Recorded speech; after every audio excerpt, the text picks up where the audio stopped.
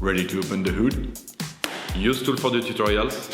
And for car parts, the right idea is the Mr. Auto app. Easy, fast, and with better prices than on the website.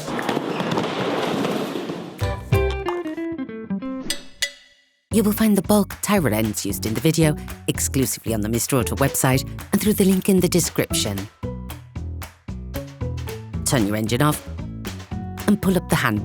In order to change the outer tie rod end on your vehicle, you must lift the front of your vehicle and remove the wheels. This will give you full access to the steering system. Loosen the stud bolts on the front wheels. Raise the front of the vehicle and put it in the two-axle stands. We strongly suggest watching the tutorial, raising your vehicle safely, before carrying out this step. You will then be able to take off the wheels. Don't forget to slide them under the vehicle. You can now see the outer tie rod end. As the components to be removed are very often seized up, don't hesitate to brush and to use penetrating oil to facilitate the operation.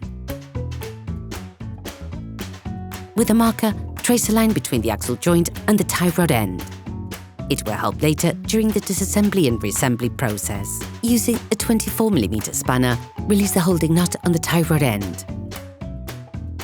Hold the bolt joint using an adjustable spanner to prevent it from rotating. The lock nut is there to prevent any rotation of the two parts towards each other, which could have an impact on the alignment of your vehicle.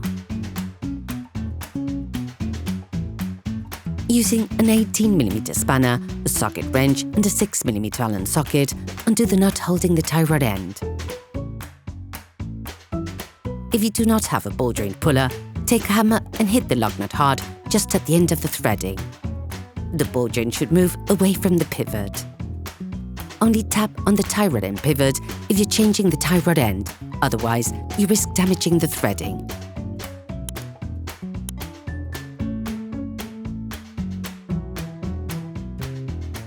Paying close attention to the point of reference, unscrew the tie rod end, counting the number of turns necessary to extract the tie rod end. This will allow you to find an approximate setting when reassembling. For greater accuracy, we advise you to measure the distance between the lock nut and the end of the tie rod bolt joint using a caliper.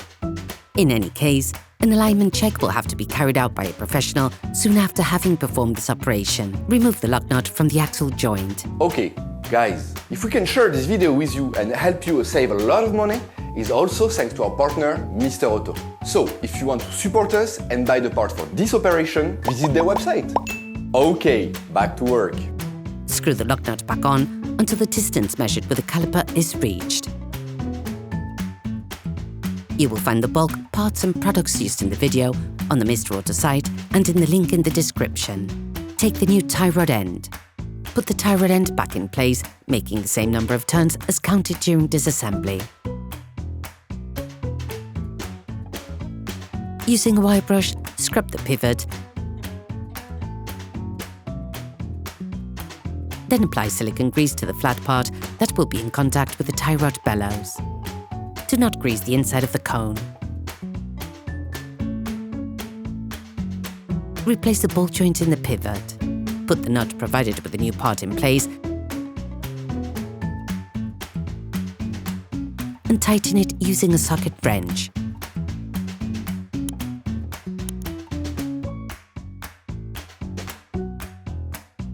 Finish off the tightening with a torque wrench. Finish tightening the lock nut by holding the tie rod end using an adjustable spanner to avoid damaging the tie rod end. Then you will be able to put the wheels back on your vehicle. During this operation, you will work on the steering system of your vehicle. Checks on tire alignment, when carried out by a professional, will guarantee that your steering system has been perfectly aligned and is in good working order. Operation completed.